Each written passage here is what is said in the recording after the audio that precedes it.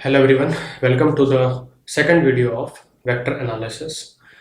इस वीडियो में हम बहुत ही इम्पोर्टेंट टॉपिक्स समझने वाले हैं जो कि हमने लास्ट वीडियो में कुछ कुछ बातें करी थी, बट वो सब एक जस्ट एक वेक्टर का एक जनरल इंट्रोडक्शन था। वो ज़्यादातर लोगों को पता होता है, सबको पता होता है। आज जो मैं बात करने जा रहा हूँ टॉपिक आप देख सकते हैं, ये कुछ टॉपिक्स हैं हमारे पास जिसके बारे में आपसे आज मैं बात करूँगा। तो सबसे पहला जो हमारा मेन टॉपिक है इस वीडियो का, और साफ साफ सब कुछ जो है इसी के ऊपर डिपेंड हो, जो भी हम आगे पढ़ेंगे इस टॉपिक के बाद, वो है लीनियरली इंडिपेंडेंट वेक्टर्स। कि वेक्टर्स के कुछ सेट होते हैं, उनका लीनियरली इंडिपेंडेंट या डिपेंडेंट होने का क्या मतलब है, और उसका कोप्लेनर और कोलीनियर होने से मतलब वेक्टर्स के कोप्लेनर या दो वेक्टर की बात करूं तो कोलीनियर होने का मतलब क्या है। तो सबसे पहले हमें समझना होगा कि लीनियरली इंडिपेंडेंट वेक्टर्स क्या होते हैं। मैं आपको इसको बहुत ही अच्छे अच्छे एग्जांपल्स देके समझाऊंगा। देन आपके पास सेकंड पॉइंट आता है कोप्लेनर कोलीनियर, इसकी बात हमने कर ली। देन मैं आपसे बात करूंगा बेस वेक्टर की, हम एक एग्जांपल करेंगे और उसमें हम बेस वेक्टर के बारे में जानेंगे। ठीक है, इसका जो नेक्स्ट पॉइंट है, अब ये कुछ प्रूफ करने के लिए हमारे पास, ठीक है, ये आप इसको बहुत ही यूज भी करते होंगे मे बी, बट हो सकता है आपको इसका प्रूफ ना पता हो, इसके पीछे की वर्किंग ना पता हो। तो वो सब कुछ हम इस वीडियो में देखेंगे। ये कुछ जैसे हमें प्रूफ करना है, ये कुछ मतलब इसको पहले प्रूफ करके देन हम इसे प्रूफ करेंगे। देन हम लास्ट में बात करेंगे कि अगर बहुत सारे वेक्टर्स का सेट है, ठीक है, यूजुअली जो कि हमारे वेक्टर स्पेस मतलब लीनियर वेक्टर स्पेस के जो एलिमेंट्स होते हैं, हम यहाँ पर उनकी बात कर रहे हैं, वेक्टर्स। ठीक है, मैं एक वेक्टर की बात नहीं कर रहा हूँ, बहुत सारे सेट ऑफ वेक्टर्स की बात कर रहा हूँ। तो हम ये इसमें कह रहे हैं कि मान लीजिए कि कुछ हमारे पास सेट ऑफ वेक्टर्स है, अगर उनमें से मैं एक वेक्टर चूज करता हूँ, कोई भी वेक्टर जो हम देखेंगे लास्ट में, कोई भी मैंने एक वेक्टर चूज किया उसी सेट में से, और अगर मैं उस वेक्टर को जो अदर वेक्टर्स बचे, अदर वेक्टर्स हैं, उसके एज अ लीनियर कॉम्बिनेशन लिख सकता हूँ उन सब के, तो हम कहेंगे कि जो हमारा पूरा सेट है वो लीनियरली डिपेंडेंट है। ठीक है, जो वेक्टर्स का सेट है वो लीनियरली डिपेंडेंट है। अब हम स्टार्ट करते हैं ज्यादा बात ना करते हुए कि लीनियरली इंडिपेंडेंट वेक्टर्स क्या होते हैं। तो इसके लिए सबसे पहले आप ये जानिए, कुछ एक एग्जाम पहले तो हम ये देखेंगे कि किसी भी वेक्टर को as a linear combination other vector से कैसे लिखा जाता है। तो हमारे पास वेक्टर्स के सेट है A1, A2, A3, A4 up to AN, और हमारे पास कुछ स्केलर्स के सेट है। स्केलर वैल्यूज है, ये वेक्टर नहीं है, इसको मैं आपका स्मॉल लेटर से लिख रहा हूँ, A1, A2, A3 up to AN। ठीक है, ये दो चीजें आ गई हमारे पास, ये हमारे वेक्टर्स है, या आप सेट ऑफ वेक्टर्स कह सकते हैं, और ये हमारे स्केलर्स हैं।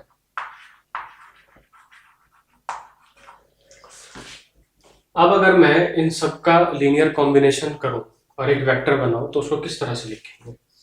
तो मैं मानता हूं, मान लेते हैं हमने एक वेक्टर बी डिनोट करेंगे हम, सॉरी हमारे पास एक वेक्टर बी है, इसको हम इनके एज अ लीनियर कॉम्बिनेशन लिखने वाले हैं। उसका लिखने का तरीका ये है, मैं यहाँ पर वेक्टर का साइन लगा देता हूँ, मैंने यहाँ पर लगाया नहीं है।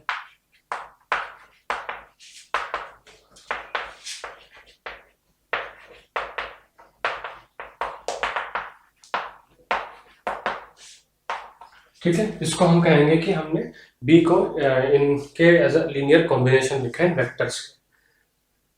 तो ये तो हो गया कि किस तरह से हम इसको लिखते हैं, लीनियर कॉम्बिनेशन होने का क्या मतलब है। अब हम बात करेंगे कि सेट ऑफ वेक्टर्स का हम कैसे पता लगाएं कि वो लीनियरली इंडिपेंडेंट है या डिपेंडेंट है। तो उसके लिए मैं यहाँ पर अब क्या करता हूँ, बी के जगह मैं यहाँ पर लिखता हूँ नल वेक्टर। ये ध्यान देना है कि अब हम ये हमारे पास जो इक्वेशन है इसके सॉल्यूशन खोजेंगे। ठीक है, और इसके सॉल्यूशन दो तरह के आएंगे। पहला सॉल्यूशन, अब मान लीजिए कि आपको इसको जीरो करना है, ये जीरो वेक्टर है, तो आपको पता है एक प्रॉपर्टी, अगर आप किसी भी वेक्टर को जीरो से मल्टीप्लाई करते हैं तो आपको क्या देता है, वो नल वेक्टर देता है। तो अगर यहाँ पर मैं A1, A2, A3 up to AN इन सबको मैं जीरो के इक्वल कर दूं तो ये इस इक्वेशन को सेटिस्फाई कर देगा। तो वो तो एक तरह की प्रॉब्लम है, एक तरह का सॉल्यूशन है। तो उस सॉल्यूशन को हम कुछ इस तरह से लिखते हैं ai is equal to 0 and i is equal to 1 2 3 and up to n। ठीक है, ये आपका सॉल्यूशन है। और इस तरह के जो सॉल्यूशन होते हैं हम इसको बोलते हैं जीरो सॉल्यूशन। तो अगर किसी इक्वेशन का, इस तरह की इक्वेशन का एक ही यही मतलब इनका जो पॉसिबल सॉल्यूशन है वो जीरो सॉल्यूशन ही है, तो इसका मतलब ये है कि जो हमारे वेक्टर्स का जो सेट है a1 a2 a3 a4 up to an, ये क्या है, लीनियरली इंडिपेंडेंट है। इसको हम कहेंगे कि दे आर लीनियरली इंडिपेंडेंट। इस केस में हम कहेंगे दे आर लीनियरली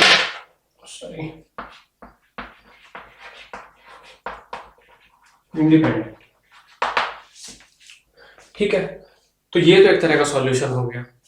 अब थोड़ा सा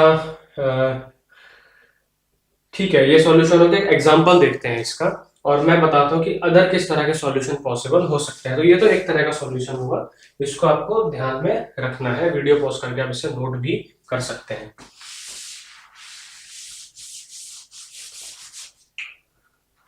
अब एक इसका छोटा सा एग्जांपल लेते हैं। इतने बड़े में, इतना बड़ा जो आपका इक्वेशन है इसमें समझाना थोड़ा पॉसिबल नहीं होगा।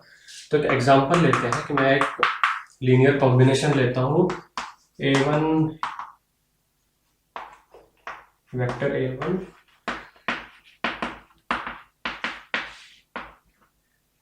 चलिए अभी दो से ही समझते हैं और इसका मतलब क्या है।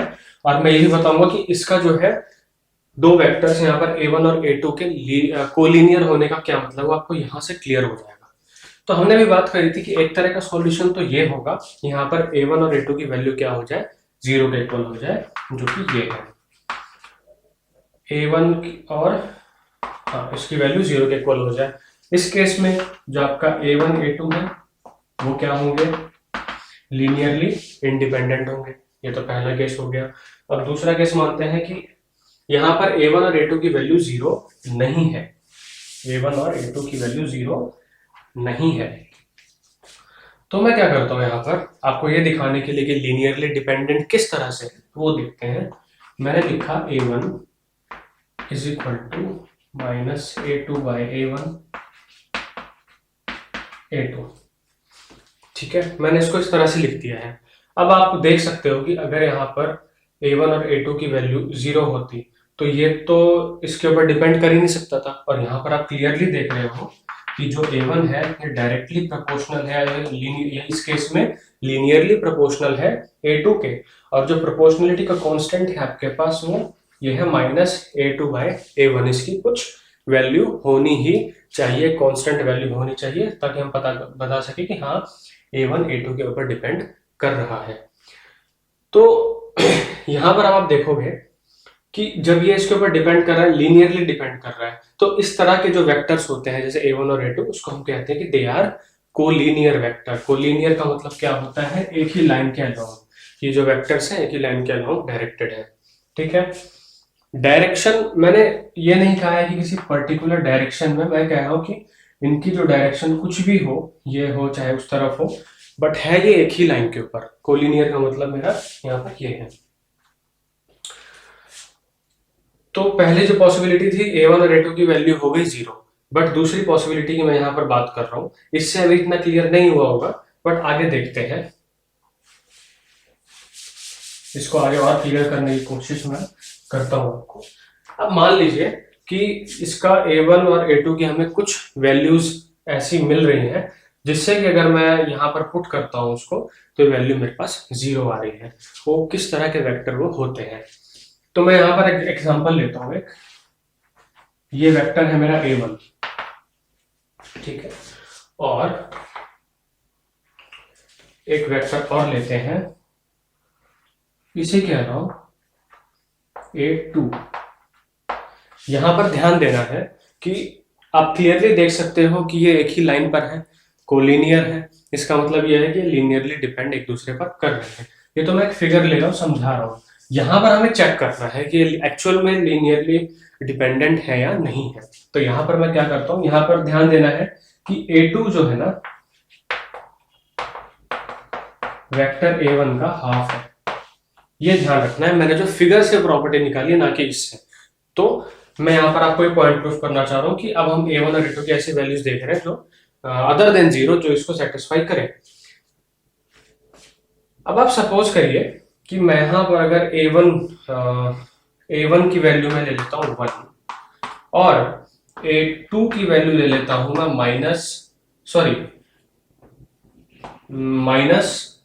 माइनस टू ले लिया मैंने यहाँ पर a2 की वैल्यू। तो यहाँ पर किस तरह के वेक्टर्स बन रहे हैं वो देखते हैं। a1, तो जो a1 है, a1 वेक्टर है, इसमें तो कोई भी चेंज नहीं आ रहा है, एज इट इज रहेगा, डायरेक्शन और इसका मैग्नीट्यूड सेम है। बट जैसे ही मैं a2 को -2 से मल्टीप्लाई कर दूंगा तब क्या होगा। तो सबसे पहले तो ये देखते हैं कि अगर मैं 2 से मल्टीप्लाई कर देता हूं तब क्या होगा। ध्यान देना है कि वेक्टर इसी के अलॉन्ग है, बट मैं इसको यहां पर बना के दिखा रहा हूं। तो होगा ये, जैसे ही आप a2 को 2 से मल्टीप्लाई करेंगे तो इसकी जो लेंथ है वो a1 के बराबर हो जाएगी। ठीक है, ये होगा आपका 2a2। लेंथ जो है a1 के बराबर हो गई। अब यहां पर नेगेटिव भी है, नेगेटिव को आपने क्या किया, इसकी डायरेक्शन अपोजिट हो जाएगी। ठीक है, बट है ये इसी लाइन के अलावा, ध्यान देना है, मैंने बस रेफरेंस के लिए आपको उसको ऊपर बना के दिखा है, वहां बनाना पॉसिबल नहीं है। तो अब आप देखो कि मैंने जब ये जो नया वेक्टर मेरे को मिला a2 -2 से मल्टीप्लाई करा और इसको a से किया, a1 इसको मतलब a1 को 1 से किया, तो जब इन दोनों को हम ऐड करेंगे तो मेरे को क्या मिलेगा, नल वेक्टर मिलेगा, क्योंकि इनका रिजल्टेंट क्या आ रहा है, 0 आ रहा है। तो ये तो हमारे पास एक तरह की पॉसिबिलिटी हो गई, अदर देन कि एक जो हमारे पास एक और हो सकता था कि सिर्फ और सिर्फ यही सॉल्यूशन होता, तब हम तो कहते हैं कि ये लीनियरली इंडिपेंडेंट है। लीनियरली इंडिपेंडेंट होने का मतलब ये होता है कि वेक्टर जो है कोलिनियर नहीं होंगे। और आप यहां पर देख सकते हो ये कोलिनियर है, तो ये लीनियरली डिपेंडेंट है। ये एक तरह का सॉल्यूशन है। एक दूसरा सॉल्यूशन भी हो सकता है कि अगर मैं a1 को -1/2 से मल्टीप्लाई कर दूं, जिससे कि a1 की जो मैग्नीट्यूड है वो हाफ हो जाएगी और डायरेक्शन अपोजिट, जो कि a2 के इक्वल होगा, ठीक है, मैग्नीट्यूड में। और जब हम दोनों को ऐड कर देंगे, यहाँ पर मैं a2 की वैल्यू रखूंगा 1, a2 की वैल्यू मैंने यहाँ पर 1 रखी है। तो आप देख सकते हो कि जैसे ही मैं वैल्यू यहाँ पर पुट करूंगा तो ये वैल्यूज भी सेटिस्फाई करेंगे इस इक्वेशन को। इस फिगर से आप इसको रिलेट करके देख सकते हो, इस वैल्यू को एक बार पुट करके जरूर देखो।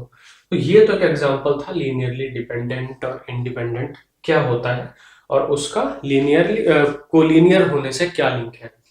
ठीक है, अब हम बात करते हैं कि इसका कोप्लेनर होने से क्या लिंक है। तो कोप्लेनर में हमें कुछ नहीं करना,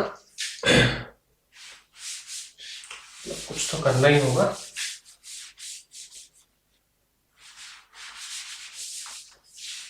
यहाँ पर हमारा एग्जाम्पल चेंज हो जाएगा कोप्लेनर बताने के लिए। यहाँ पर हम लिखेंगे कुछ इस तरह से,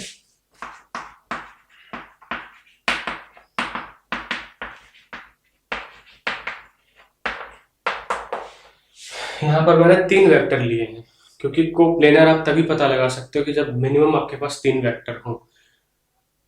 तो पहले मैं आपको एक छोटा सा एग्जांपल दे देता हूँ, आप एक ग्राफ के जरिए, ग्राफ तो नहीं कहेंगे, फिगर के जरिए मैं आपको ये कहूंगा, एक बता दो एग्जांपल कि कोप्लेनर होने का या नॉन कोप्लेनर होने का क्या मतलब है। ये मैंने यहाँ पर 3 वेक्टर बना, ठीक है, ये मैंने 3 वेक्टर बना दिए। अब आप देखोगे कि इनमें से जो कोई भी आप 2 वेक्टर का पेयर चूज कर लो, वो एक प्लेन जरूर बना रहे होंगे। जैसे कि ये दोनों वेक्टर, मैं इसको नाम दे देता हूँ a1, इसको नाम दे दिया a2 और इसको नाम दे दिया a3। तो ये जैसे a1 और a2 ये प्लेन बना रहे हैं, ठीक है, देन a2 और a3 ये प्लेन बना रहे हैं, और a1 और a2 भी एक प्लेन बना रहे हैं जो ये वाला प्लेन होगा। मैं इसको ड्रॉ नहीं कर पाऊंगा, सॉरी इसके लिए, बट आप देख लो कि ये इस तरह का प्लेन बना रहे हैं। बट ये ध्यान देना कि ये दोनों 2 वेक्टर तो हमेशा एक प्लेन में रहेंगे इस केस में, जैसे मैंने फिगर बनाया हमेशा। बट जो तीसरा है ना, तीसरा वेक्टर, पॉसिबिलिटी ये हो सकती है कि वो सेम प्लेन में हो भी सकता है और नहीं भी हो सकता। तो अगर सेम प्लेन में है तब हम उसको क्या कहेंगे कि ये तीनों वेक्टर है वो कोप्लेनर है।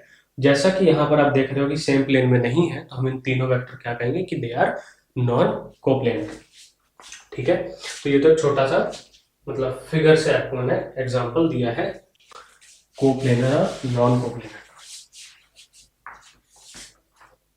अब आप यहां देखेंगे, यहाँ पर अगेन एक पॉसिबिलिटी ये है इसको सेटिस्फाई करने के लिए कि a1 a2 और a3 की वैल्यू क्या हो जाए, जीरो के इक्वल हो जाए, बट हम उसकी बात नहीं करेंगे। अगर ऐसा है तो दे आर लीनियरली इंडिपेंडेंट। अगर इंडिपेंडेंट है तो क्या होंगे, वो नॉन कोप्लेनर होंगे, एक प्लेन में वो हो ही नहीं सकते। इसका एक छोटा सा एग्जांपल मैं आपको देना चाहता हूं। Vector i j and k, ये आई जे के वेक्टर आपको पता है यूनिट वेक्टर्स हैं जो कि एक्स वाई और जेड एक्सिस के अलॉन्ग होते हैं। अगर मैं इनका लीनियर कॉम्बिनेशन लेना चाहूँ, मैंने इस तरह से इनका लीनियर कॉम्बिनेशन लिया, ठीक है, तो आपके पास क्या ऐसी कोई वैल्यू आ रही है ए बी और सी की जिसको पुट करने के बाद आपको नल वेक्टर मिल सके? खोजते रह जाओगे, ऐसी कोई भी वैल्यू आपको नहीं मिलेगी, ठीक है। इसका सिर्फ और सिर्फ पॉसिबल सॉल्यूशन ये होगा कि यहाँ पर ए बी और सी तीनों की वैल्यू क्या हो जानी चाहिए, जीरो के इक्वल होनी चाहिए। इसका मतलब दे आर लीनियरली इंडिपेंडेंट। और आपको पता है कि ये आपका आई वेक्टर हो गया, ये आपका जे वेक्टर हो गया और ये आपका जेड वेक्टर हो गया। ये तीनों जो है एक प्लेन पे नहीं आते, तो ये को प्लेनर नहीं है।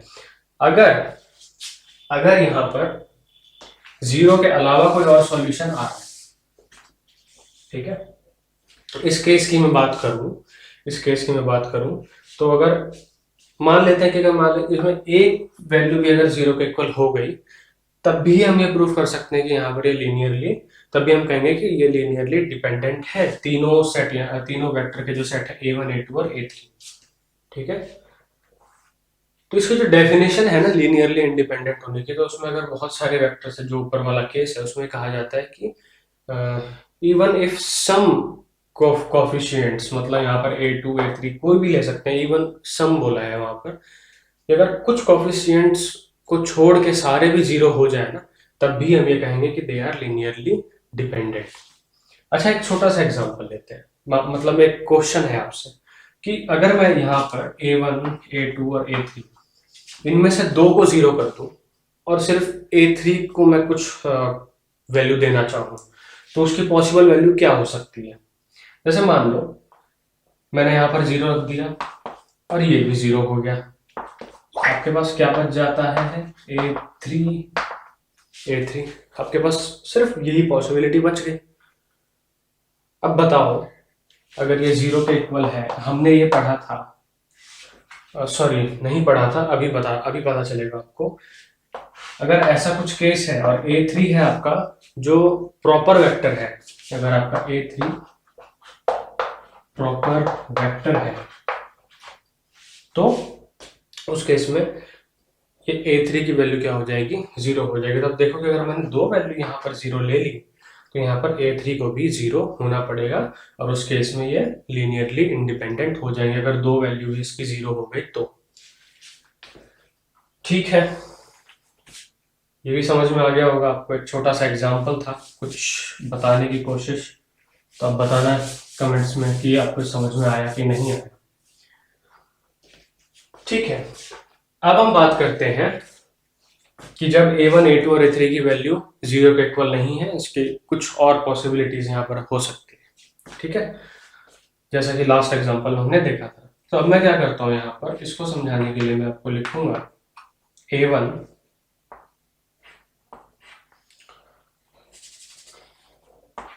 is equal to minus a2 by a1 a2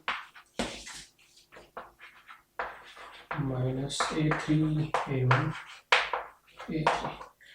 आप यहाँ पर देख सकते हो कि मैंने a1 को एज अ लीनियर कॉम्बिनेशन लिखा है a2 और a3 को, a3 के एज अ लीनियर कॉम्बिनेशन लिखा है। यहाँ पर सीधा सीधा मतलब ये है कि अगर इस तरह की पॉसिबिलिटी बन रही है, तो a1 का a2 और a3 के द्वारा जो प्लेन बनाया गया है उसके अंदर होना मस्ट है, उसी के अंदर उसको होना पड़ेगा, ठीक है। ये रहा आपका, मान लेते हैं कि ये आपका है a2 और ये है आपका a3। तो जो A2 और A3 के द्वारा प्लेन बनाया गया है, A2 उसी में कहीं ना कहीं लाई करना चाहिए, तभी आप इसको एज अ लीनियर कॉम्बिनेशन लिख सकते हैं।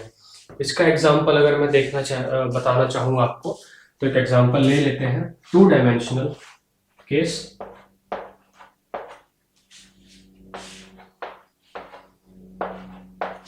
ये आपका आई जे मतलब सॉरी आई जे नहीं, इसको एक्स और वाई लिखते हैं। एक्स वाई एक प्लेन के ऊपर बता रहा हूँ, इसके अंदर एक तीसरा वेक्टर बन जाएगा। यहां तक मानते हैं 1 है और यहां तक 2 है। तो अगर मुझे यहाँ पर एक वेक्टर शो करना है जिसकी पोजीशन यहाँ पर है, तो मैं क्या करूंगा, मुझे 2 वेक्टर चाहिए होंगे, एक जो कि यहाँ से यहाँ तक पहुंचा दे और दूसरे जो यहाँ से मुझे इस टिप तक पहुंचा दे। सॉरी, यहाँ पर बनना चाहिए था, ये मुझे इस टिप तक पहुंचा दे। तो मैं क्या करूंगा, यहाँ पर आपको पता है ये आई होता है, तो आई को मैंने 2 से मल्टीप्लाई कर दिया, ठीक है। और जे को भी जे कैप जो है उसको भी मैं 2 से मल्टीप्लाई कर देता हूँ, तो 2 वेक्टर बन गए हमारे पास। इन 2 वेक्टर को ऐड करके हमारे पास ये वेक्टर आएगा। इस वेक्टर को मैं नाम दे देता हूँ क्या, A3। इसको मैं A3 नाम दे देता हूँ और यहां लिखते हैं इसको A3 is equal to 2i plus 2j। तो देख लो ये क्या है, मैंने तो क्या लिखा है, एज अ लीनियर कॉम्बिनेशन लिखा है, as a linear combination of i and j। मैंने A3 को as a linear combination of i and j लिखा है, ठीक। तो इससे आप इसको मतलब सिमिलरिटी देख पा रहे होंगे कि यहाँ पर 2 वेक्टर्स यहाँ पर भी हैं, 2 वेक्टर्स यहाँ पर भी हैं। तो अगर ऐसा कुछ हम लिख पा रहे हैं तो ये मस्ट है कि जो आपका वेक्टर होगा वो जो यहाँ पर x और y के द्वारा जो प्लेन या i और j के द्वारा जो प्लेन बनाया गया है उसी के अंदर लाई वो करेगा, ठीक है। तो मैंने आपको ये बता दिया कि जो लीनियरली इंडिपेंडेंट वेक्टर्स होते हैं, जैसे आपका i j and k, 3 vectors की अगर मैं बात करूं, तो लीनियरली अगर वो इंडिपेंडेंट है तो वो नॉन कोप्लेनर होंगे हमेशा, ठीक है। इस तरह के वेक्टर्स क्या होते हैं, नॉन कोप्लेनर। और अगर मैं आपसे बात करूं हाँ ऐसे वेक्टर्स की जो कि कुछ इस तरह से आप उसको एज अ लीनियर कॉम्बिनेशन लिख सकते हो, जैसे आपका एक वेक्टर ये है, इसमें से अगर आप इन A1 को इन दोनों के या किसी एक के भी एज अ लीनियर कॉम्बिनेशन लिख सकते हो, तो उस केस में क्या होगा कि दे आर लीनियरली डिपेंडेंट और ये कोप्लेनर होंगे, तीनों वेक्टर एक ही प्लेन में लाई करेंगे, ठीक है। अब हम इसके कुछ एग्जांपल देखते हैं जिससे हम बेस वेक्टर को समझेंगे कि बेस वेक्टर आखिरकार होता क्या है।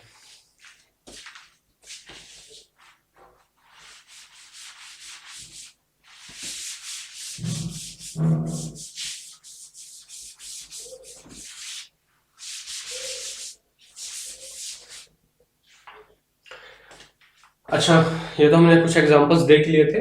अब मैं आपको बता देता हूँ इसकी एक्चुअल डेफिनेशन क्या है लीनियरली इंडिपेंडेंट होने की। इधर लिखा है कि इफ, पहला तो केस बता दिया था मैंने, if A I is equal to 0 and I is equal to 1 2 3 up to n, अगर ऐसा है तो ये जो हमारे सेट ऑफ वेक्टर्स होंगे ये क्या होंगे, लीनियरली इंडिपेंडेंट।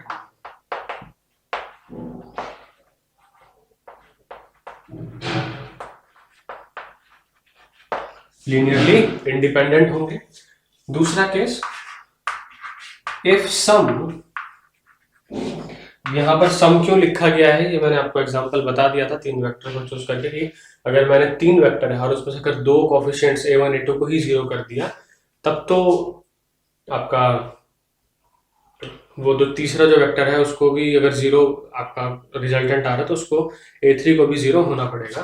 तो मैं उसके लिए बता रहा हूँ, तब वो लीनियरली इंडिपेंडेंट हो जाएगा। अब यहाँ पर देखो मैं लिख रहा हूँ if some AJ is not equal to 0, if some कुछ डिपेंड कर रही है कितने वेक्टर्स है, is not equal to 0, then A1 A2 and A3 जो पूरा वेक्टर का सेट है they are linearly dependent, linearly dependent. तो डेफिनेशन क्लियर हो गई। तो मैं एक एग्जांपल की बात कर रहा था आपसे।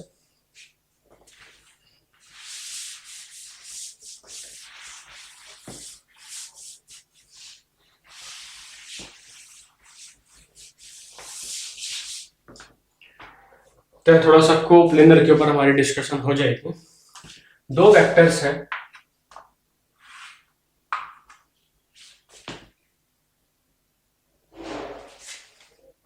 तो कुछ इस तरह से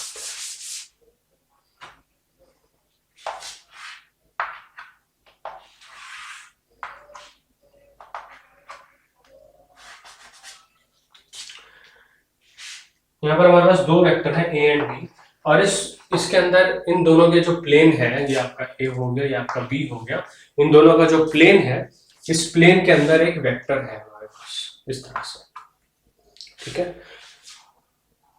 तो हमें क्या दिखाना है, हमें इसके लिए एक एक्सप्रेशन फाइंड करना है in terms of A and B. तो मैंने क्या करना है यहाँ पर कि इसके पैरेलल मैं इधर एक वेक्टर बनाना चाहता हूँ इस तरह से, जिसकी लेंथ कुछ डिफरेंट होगी बट डायरेक्शन सेम होगी, और एक यहां से लेके यहां तक मैं एक वेक्टर बनाना चाहता हूँ। ठीक है, यहां से लेके यहां तक मैं एक वेक्टर बनाऊंगा, और यहां से लेके यहां तक एक वेक्टर। जब इन दोनों को हम ऐड करेंगे तो मुझे ये वेक्टर मिल जाएगा, और इस वेक्टर को मान लेते हैं, हम कह लेते हैं एक्स। तो अब होगा क्या,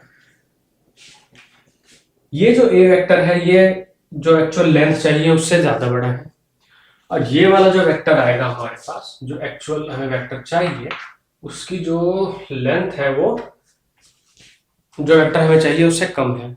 तो अगर मैं b को किसी नंबर से मल्टीप्लाई कर दूं, ये b है, मैं इसको किसी नंबर p से मल्टीप्लाई कर दूं, और जो a है उसको भी मैं एक नंबर से मल्टीप्लाई करके दोनों को ऐड कर दूं, जैसे वो q है और मैंने उसको a से मल्टीप्लाई कर दिया और दोनों को ऐड कर दिया, तो मुझे x मिल जाएगा। x मिल जाएगा। होगा ये कि आपको पता है स्केलर मल्टीप्लिकेशन के बारे में कि आप किसी भी वेक्टर की लेंथ को बढ़ा भी सकते हैं या घटा भी सकते हैं। तो इस केस में हमें घटानी होगी, तो उसमें होगा ये कि q की वैल्यू लेस देन 1 होगी। हाँ, q को हमें छोटा बनाना है, और जो p की वैल्यू है वो ग्रेटर देन 1 होगी।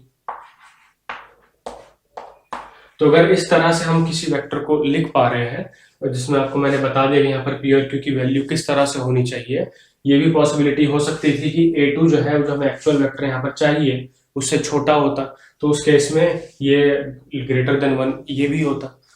ठीक है, तो कई सारी पॉसिबिलिटीज है, बट यहाँ पर मेन पॉइंट ये है कि मैंने x को a और b के टर्म में लिखा है, या a और b के एज अ लीनियर कॉम्बिनेशन लिखा है। तो अगर आप ये एग्जांपल में आपको बताऊं, तो इसमें जो a1 और a2 वेक्टर है, इसी को हम कहते हैं बेस वेक्टर।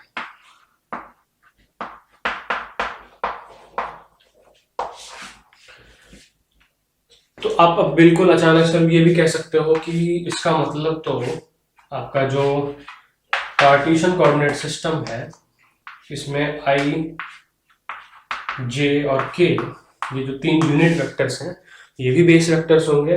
बिल्कुल सही बात है, ये इस कोऑर्डिनेट सिस्टम के बेस वेक्टर्स हैं, क्योंकि अगर मैं इसके अंदर कोई भी वेक्टर लेता हूँ, आर्बिट्ररी वेक्टर, तो मैं a को लिख सकता हूँ axi plus ayj plus azk।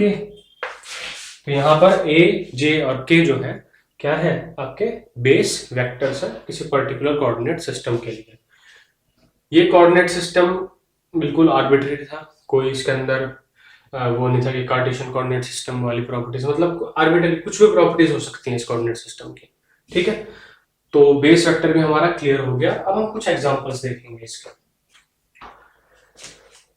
तो हम कुछ इंपॉर्टेंट यहाँ पर हमारे पास प्रॉब्लम्स हैं प्रूफ करने के लिए, उसको करेंगे। बहुत ही इंपॉर्टेंट है, बहुत कुछ सीखने को मिलेगा, तो इसको तो ध्यान से देखना और पूरा देखना। तो सबसे पहले हमें प्रूफ करना है कि if xa plus yb equal to 0 and A B are linearly independent. यहाँ पर गिवन है कि ए बी जो है लीनियरली इंडिपेंडेंट है। लीनियरली इंडिपेंडेंट है, ये हमें गिवन है, इसी का हम यूज करके इसको प्रूफ करेंगे। ऐसा है तो then x equal to Y equal to 0। अगर ऐसा है तो x और y की वैल्यू क्या है, 0 है। तो सीधी सीधी बात ये है कि हमें ये बताना है यहाँ पर a और b जो है, मतलब हमें गिवन है कि a और b जो है नॉन कोलिनियर है, और हमें ये प्रूफ करना है कि x और y की वैल्यू 0 होगी। तो इसको हम कॉन्ट्राडिक्शन से प्रूफ करेंगे। तो यहाँ पर मैं ले लेता हूँ, पहले मान लेते हैं let x is equal to 0। ये हमने एजम्पशन लिया या सपोज कर लिया कि जो x है वो 0 के इक्वल है। तो अगर x 0 के इक्वल है, ओ सॉरी, यहाँ पर x को हमें लेट लेना है कि x 0 के इक्वल नहीं है। तो मैं क्या करता हूँ यहाँ पे कि इसको लिखता हूँ a is equal to minus Y by X B. ठीक है, मैंने इसको इस तरह से लिखा। तो क्या है, a यहाँ पर मैंने लीनियर कॉम्बिनेशन ऑफ b लिखा है। तो इससे क्या मतलब बनता है, अगर यहाँ पर x और y की कुछ ऐसी वैल्यूज आती जिसे कांस्टेंट बन जाता है, इससे सीधा सीधा मतलब ये था कि a जो है b पर लीनियरली डिपेंड कर रहा है, या हाँ लीनियरली डिपेंड कर रहा है। इसका मतलब ये है कि ये कोलिनियर है, और इसका मतलब ये भी है कि they are linearly dependent. But हमें यहाँ पर ये गिवन है कि दे आर लीनियरली इंडिपेंडेंट। तो उस केस में क्या होगा कि जो हमारी अजम्पशन थी वो गलत थी। तो गलत थी तो इसका मतलब ये हुआ कि x इज इक्वल टू 0। तो x 0 के इक्वल होगा, और अगर x 0 के इक्वल होगा तो यहाँ पर y भी इज इक्वल टू 0 है। तो अगर ऐसा है तो कोई भी वेक्टर होता है वो खुद पर लीनियरली डिपेंडेंट नहीं होता, वो लीनियरली इंडिपेंडेंट होता है। तो उस केस में इसका मतलब ये है कि y की वैल्यू किसके इक्वल हो गई, 0 के इक्वल हो गई। बहुत ही आसान सा था। बट अगर मैं इसके अंदर एक और टर्म ऐड कर दूं, जो कि मैं अभी करने वाला हूं, अगर मैं एक और टर्म ऐड कर दूं यहां पर,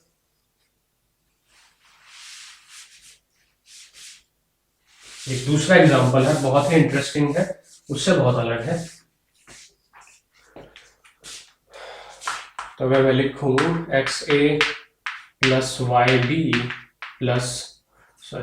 plus Z C equal to 0,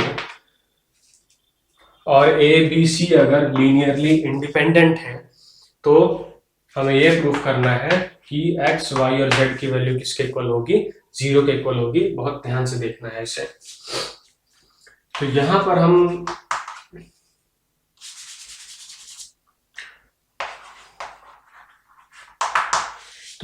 क्या करेंगे, यहां पर हम लिखेंगे let x is not equal to 0। तो अगर x 0 के इक्वल नहीं है तो मैं इसको इस तरह से लिख सकता हूं, a is equal to minus y upon x b minus Z upon x c. ठीक है, मैं इसको इस तरह से लिख सकता हूं। ये सारी मैंने इस तरफ कर दिया और ये इस तरह से मैंने लिखा है। तो हमें यहाँ पर क्या गिवन था, हमें यह गिवन था कि A B C linearly independent है, मतलब नॉन को प्लेनर है। तो नॉन को प्लेनर है तो ये तो मैं ए को इस तरह से लिख ही नहीं सकता, ये तो पॉसिबल ही नहीं है। अगर मैं इस तरह से लिख रहा हूँ या तो वो गलत है, या जो मैंने एज्यूम किया है वो गलत है। तो ये तो हमें गिवन है, ये गलत नहीं है। तो इसका मतलब जो हमने अजम्पशन थी हमारी वो गलत है। तो इसका पहला तो हमारा पॉइंट आ गया कि x जो है वो 0 के इक्वल होगा। तो इसमें कुछ ज्यादा इंटरेस्टिंग नहीं है, इंटरेस्टिंग होता है ये अब हम फिर से अज्यूम करते हैं कि अगर x 0 के इक्वल हो गया तो हमारे पास क्या बचा, हमारे पास तो सिर्फ ये दो बचा। ठीक है, अगर ये y की वैल्यू हम लेट करते हैं कि let y is not equal to 0, तो क्या होगा। तो इसका मतलब तो ये है कि मैं b को लिख सकता हूं minus Z upon Y C, linearly dependent, collinear. अब आप कहोगे कि बात तो की गई थी कि तीन वेक्टर लीनियरली इंडिपेंडेंट हैं, ठीक है, तो यहां से कोलिनियर वाली बात कैसे आ गई। इसको तो आप कहोगे कि इसको तो हम प्रूफ भी नहीं कर सकते, और इसको हम ये भी नहीं कह सकते कि ऐसा पॉसिबल नहीं है। बट हम देखेंगे कि ऐसा पॉसिबल किस तरह से हो सकता है। मैं यहाँ पर दो कोऑर्डिनेट्स बनाता हूँ बी और सी, ठीक है, नॉन कोप्लेनर है, और एक वेक्टर हम बिल्कुल अलग बना लेते हैं जो कि होगा आपका वेक्टर ए, ठीक है, क्लियर। तो अब हमें ये प्रूफ करना है कि ये जो हमारे पास रिजल्ट आया, इसको सपोज करने से वो गलत है। अगर ये गलत है तो हमने जो एजम्पशन ली है वो भी गलत होगी, देन उससे ये प्रूफ हो जाएगा कि y जो है 0 के इक्वल होगा। तो इसको कैसे डिस्प्रूव करें? अगर इस तरह से हम लिख रहे हैं तो इसका मतलब ये है कि b और c जो है एक ही लाइन के अलोंग है। तो मैं बना देता हूं अब b को कुछ इस तरह से, b वहां ना होके जो कि इसके वजह से आ रहा है, जो मैंने एजम्पशन ली है इसके वजह से ये आ रहा है। अब क्या हो रहा है, आप देखोगे यहाँ पे कि B और C जो है इनफाइनाइट नंबर ऑफ प्लेन्स बना रहे हैं। कोई भी लाइन जो है उससे इनफाइनाइट नंबर ऑफ प्लेन्स जो है क्रॉस करती है, ठीक है। अब उन इनफाइनाइट नंबर में से कोई ना कोई एक प्लेन तो ऐसा होगा ही होगा जिसमें A भी आता हो, ठीक है। तो सपोज कर लेते हैं कि वो कुछ इस तरह का प्लेन होगा। ये प्लेन जो C ने और B ने मिलकर बनाया, अगर ये कोलिनियर है तो एक इस तरह का प्लेन मिलेगा जिसके अंदर ए का होना मस्ट है, वो उसके अंदर कहीं ना किसी प्लेन में मिल जाएगा। तो इसका मतलब तो ये है कि तीनों एक प्लेन में हो गए। और ये किसको डिस्प्रूव कर रहा है, या मतलब किस पॉइंट को गलत साबित कर रहा है? इसको इधर तो हमें गिवन है कि A B C linearly independent है, बट इसके इस अजम्पशन की वजह से तो हमें कुछ और मिल रहा है। तो ऐसा भी पॉसिबल नहीं हो सकता। तो इसका मतलब हमारी अजम्पशन जो थी वो गलत थी। तो y की वैल्यू भी क्या हो गई, 0 हो गई। तो हमारे पास बचा क्या, z इज इक्वल टू 0। तो जैसा कि मैंने आपको लास्ट में भी बोला था कि तभी पॉसिबल होगा जब z जो है 0 के इक्वल होगा। तो हमने यहाँ से तीनों का प्रूफ कर दिया, x is equal to y is equal to z is equal to 0, ठीक है, बिल्कुल क्लियर। तब हम तैयार हैं और कुछ एग्जांपल्स देखने के लिए, या कुछ और एग्जांपल्स हम देखते हैं इसके। अच्छा, मैं एक पॉइंट और यहाँ पर बात करना चाहता हूँ कि मैंने जो यहाँ पर कोलिनियरिटी जो हमारा पॉइंट आया है इस तरह से बी और सी का, मैंने इसको एंटी पैरेलल लिया बी और सी को।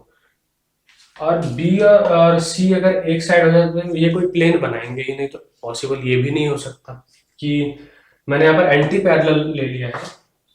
जो मैंने ये एग्जांपल लिया वो क्या लिया, एंटी पैरेलल लिया। उसमें तो ये प्लेन बनाएंगे ही बनाएंगे, बट बी और सी जो है अगर एक ही डायरेक्शन हो जाए, मतलब ये पैरेलल हो जाए, तब तो कोई प्लेन बनेगा ही नहीं। पैरेलल हो जाए मतलब कोलिनियर हो जाए वो। तो थोड़ा सा मुझे इस पॉइंट पर मतलब जो अभी तक समझ पाया हूं मैं, तो वो मैंने आपको बताया। तो अगर इस बारे में आपको कुछ बताना हो पैरेलल के बारे में कि उस केस में क्या होगा, तो प्लीज आप कमेंट्स में मुझे जरूर बताएं, क्योंकि थोड़ी सी प्रॉब्लम है मुझे इसमें, इस पॉइंट में। तो ऐसा हो सकता है कि आपको पता हो, तो प्लीज बताना। तो हम और कुछ एग्जांपल्स देखते हैं।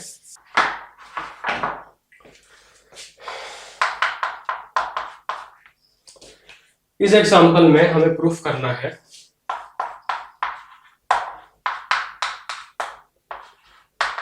अगर x1 plus x1a plus y1b is equal to x2a plus y2b इस तरह से है, अगर ये हमें दिया हुआ है कि इफ ऐसा है, और यहाँ पर a और b लीनियरली इंडिपेंडेंट है, ठीक है, यहाँ पर आपके a और b जो है वो लीनियरली इंडिपेंडेंट है, तो x1 is equal to x2 होगा and y1 is equal to y2 होगा, ठीक है।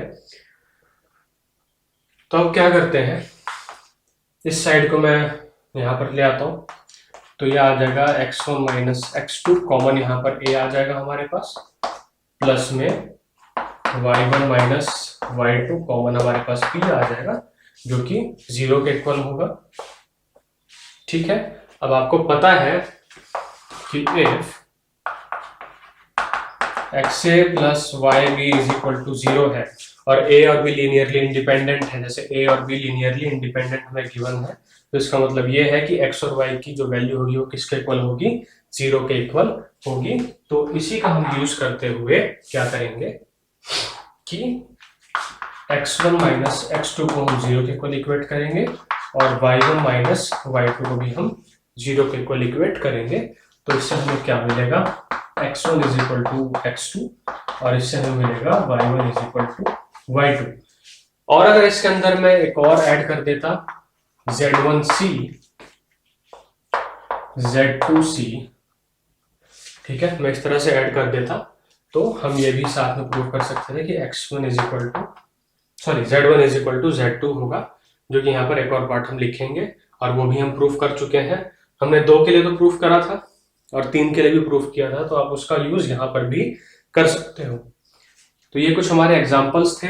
अच्छा, एक लास्ट एग्जाम्पल लीनियरली इंडिपेंडेंट, मतलब लीनियरली इंडिपेंडेंट वाला जो कॉन्सेप्ट था उससे रिलेटेड एक एग्जाम्पल जो मैंने वीडियो के स्टार्टिंग में आपसे बात करी थी। मानते हैं कि हमारे कुछ गिवन वेक्टर्स हैं v1 v2 vi-1 vi+1 और हमारे पास कुछ स्केलर्स का सेट है जो कि यहाँ पर मैं नहीं लिख रहा हूं। तब हम क्या करते हैं, इसमें हमें यह प्रूफ करना है कि अगर इनमें से ही किसी एक वेक्टर को, ठीक है, हम एज अ लीनियर कॉम्बिनेशन लिख सके अदर वेक्टर्स के, जो उसको छोड़ के जो वेक्टर्स हैं लिख सके, तो हम ये प्रूफ कर सकते हैं कि ये जो सारे जो वेक्टर्स हैं इनका जो सेट है वो लीनियरली डिपेंडेंट है। ठीक है, इसके अंदर एक वेक्टर यहाँ ऐड कर दीजिए vi। तब हम मान लेते हैं इसमें से मैंने vi को चूज कर लिया, मैंने लिखा vi as a linear combination of other vectors, other remaining vectors v1 को छोड़ के मैंने लिखा a1 v1 प्लस, यहाँ पर v1 ये सब वेक्टर्स हैं, यहाँ वेक्टर का साइन नहीं लगा रहा हूं मैं, a2 v2 प्लस ai-1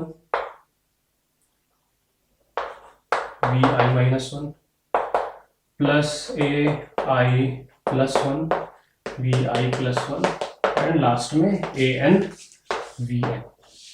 ठीक है, एक वेक्टर को मैंने इनके एज अ लीनियर कॉम्बिनेशन लिखा है जो रिमेनिंग वेक्टर्स। अब मैं क्या करता हूं, इस वेक्टर को मतलब दो बोथ साइड में vi से सब्ट्रैक्ट कर देता हूं। तो vi से सब्ट्रैक्ट करने पर क्या होगा, मेरे पास यहां पर कहीं इन दोनों के बीच में मेरे पास क्या आ जाएगा, माइनस vi। मैंने ये लिखा है जैसे i-1 देन i, देन उससे नेक्स्ट क्या होगा i+1, और यहां पर मैंने सब्ट्रैक्ट किया है तो ये तो क्या हो जाएगा 0 के इक्वल हो जाएगा। अब हम आते हैं कि लीनियर डिपेंडेंट और इंडिपेंडेंस की जो प्रॉपर्टीज थी कैसे हम देखते हैं। तो ये कहता है कि सारे के सारे वेक्टर्स सारे के सारे जो स्केलर्स हैं a1 a2 up to an, वो अगर सारे के सारे 0 हो जाए तब भी ये लीनियरली इंडिपेंडेंट होंगे, वरना ये लीनियरली डिपेंडेंट होंगे। तो आप देख सकते हो कि जो vi का जो कोफिशिएंट है वो क्या है, -1 है। क्या है, -1 है, which is not equal to 0, 0 के इक्वल तो नहीं है ये। तो इसका मतलब क्या है कि ये जो सारे वेक्टर्स हैं वो क्या है, लीनियरली इंडिपेंडेंट, लीनियरली डिपेंडेंट है। तो आप देख सकते हैं कि जो हमें प्रूफ करना था कि अगर हम कई सारे वेक्टर का सेट लेते हैं और उनमें से एक वेक्टर हम लेते हैं और अगर मैं उस वेक्टर को अदर वेक्टर्स के एज अ लीनियर कॉम्बिनेशन लिख सकूं तो ये सारे जो है लीनियरली डिपेंडेंट वेक्टर्स होंगे। ये हमें प्रूफ करना था, हमने प्रूफ कर लिया है। सो इस वीडियो को देखने के लिए thank you very much. Video अच्छी लगे तो प्लीज इसको लाइक कर देना और चैनल को सब्सक्राइब भी कर देना और ज्यादा से ज्यादा इसको शेयर करिए, इससे मुझे बहुत हेल्प मिलेगी और मोटिवेशन भी मुझे इससे मिलता है। So thank you very much.